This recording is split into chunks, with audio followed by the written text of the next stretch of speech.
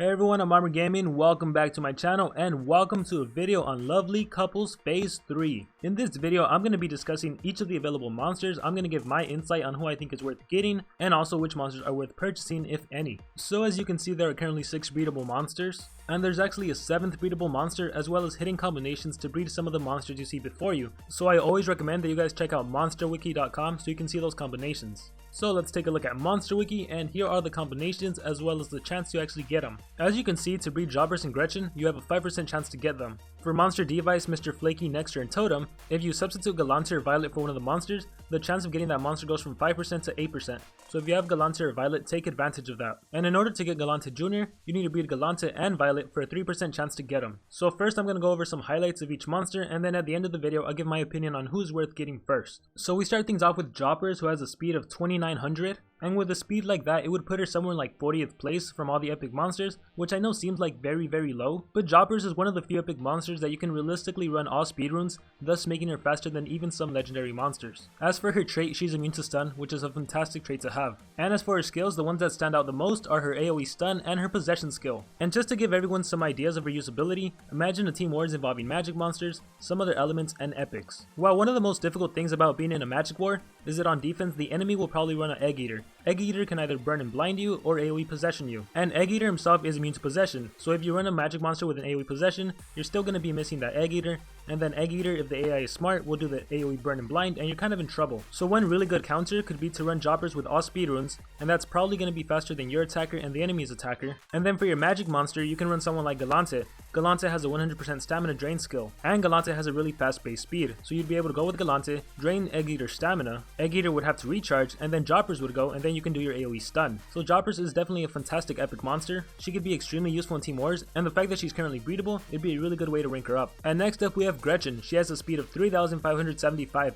which is the fastest magic monster. Unfortunately for Gretchen, her trait is energized, which means she can easily be possessed. But the most amazing thing about Gretchen would have to be her skill, upper level elixir. All allies reflect all attacks back except for physical ones for the next 2 turns. So Gretchen is one of the best offensive monsters you can use. I already mentioned that a lot of players will put Egg Eater on defense, so if you start the game off with Gretchen and use upper level elixir, all of your monsters will have mirror. If that Egg Eater does AoE burn and blind, you're going to reflect that back at them. If Egg Eater does AoE possession, you're going to reflect that too. And don't forget that mirror lasts for 2 turns, so even if Egg Eater does burn and blind first and on the next turn does possession, you're kind of safe because you're reflecting all of that. Keep in mind that the middle monster is the one that reflects, and keep in mind that you'll still take damage, so Gretchen is not a good monster to keep your common or your uncommon alive. Still, with Gretchen's speed and her mirror lasting 2 turns, she's a fantastic magic monster. And next we have Monster D.Vice, a fantastic thunder monster who doesn't get enough credit. Its speed is 3465, which is a fantastic speed to have. Unfortunately, its immunity is not the greatest. It's immune to daze. I wish it could have been better, but it is what it is. One fantastic skill Monster D.Vice has is updated software. Burning immunity, daze immunity, stun immunity, and freeze immunity for 2 full turns for all of your team. If for some reason your opponent ever runs Dr. Victor, Tempest, or Nexor on defense, then this would be a really good skill to counter that stun. Aside from that, Monster D.Vice also has a possession skill, which is pretty rare for thunder monsters. And we have this skill right here, very low battery, which drains 75% of stamina from the target, and this is a really good counter to Voltic, who you will most likely encounter in Team Wars. The difficult thing about battling a Voltic is that there's a 20% chance you can't stun it, you can't freeze it, and if you possess it, that doesn't matter because he has a lot of extra turn skills. So there's realistically only like 3 ways to counter Voltic. The first of which is that you wipe out Voltic in 1 hit. The second way to counter Voltic is to protect your team by means of space time, light blocker, or just some sort of effect that protects you from thunder attacks. And the third way to counter Voltic is by draining his stamina. So if you were to use very low battery on Voltic, he'd only have 25% of his stamina left, and once he uses that stamina, he's gonna have to recharge. And guess what you'll do after Voltic recharges? Once it's your monster's turn again, you have a skill called low battery, which drains 50% of stamina, which would force Voltic to have to recharge once again. So Monster D.Vice is another monster worth going for, someone who doesn't get enough credit due to the fact that he's a thunder monster.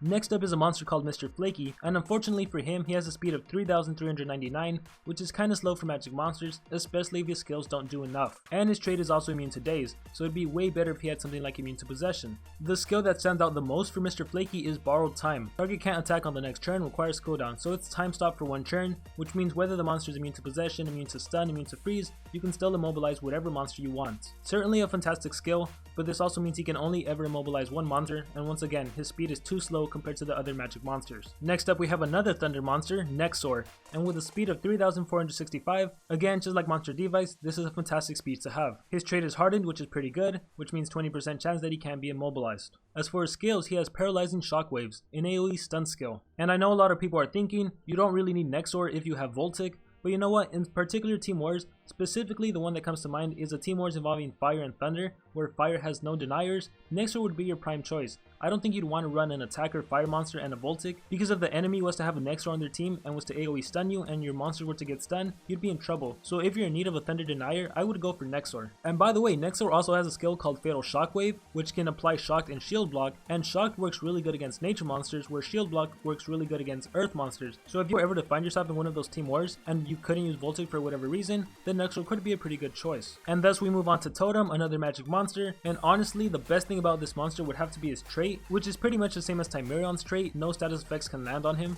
But the thing about Totem is, he's pretty much a pure supportive monster, he has no offensive skills, and he's only there to support one monster, which means in Team Wars, he isn't ever usable. And I guess that's not really true, because if it's ever a Team Wars involving something like Legendary, Magic, and some other element, you could use Totem, but at the same time, instead of using Totem, you could probably use a really good Magic monster, and for that Legendary slot, use either your best attacker or your best denier, so Totem really wouldn't get that much usage in a Team Wars. In something like player versus player, you can definitely use him, and really he's just more of a fun monster. I wouldn't recommend going for him in this breeding event. And last but not least, we have Galante Jr.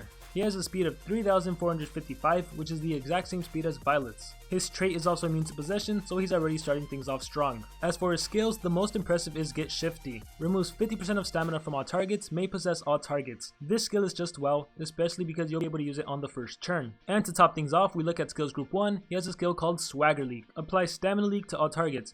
So if you start the game off with his first skill that drains 50% of stamina and possesses, then the enemy monsters use one attack against their team, and then use Swagger Leak. When it's their turn again, they're going to lose 15% of their stamina, and it's going to force them to recharge. So you would have successfully denied the enemy team for 2 full turns with this monster. And if that wasn't enough, he also comes with a stun skill, perfect for immobilizing just about every single magic monster. And once again, going back to the stats, the fact that he's breedable, if you were lucky enough to get 2 of him, you could rank him up into level 105, and with a speed of 3,611, his base speed would be faster than every other magic monster. And even though there's only a 3% chance to get Galante Jr, you might really want to consider going for him. And apart from the breeding event, there's also a few monsters you can actually purchase for gems. Demise and the Sentineal, as well as Roxen and Worker Hulk. And without a doubt, the number one monster you should buy, even though it costs 249 gems, you should get yourself a Demise. She is by far the best light legendary monster in the whole entire game, and even one of the best monsters overall. You should definitely get Demise. I know I say you should normally wait until a monster costs 225 gems, but I honestly don't know if Social Point is increasing the price of all other monsters, and maybe like 249 is the new 225, so if you can, it's not even that much of a gem difference, get yourself a Demise, do yourself a favor please. And next we have the Sentineal, and with the speed of 3,476,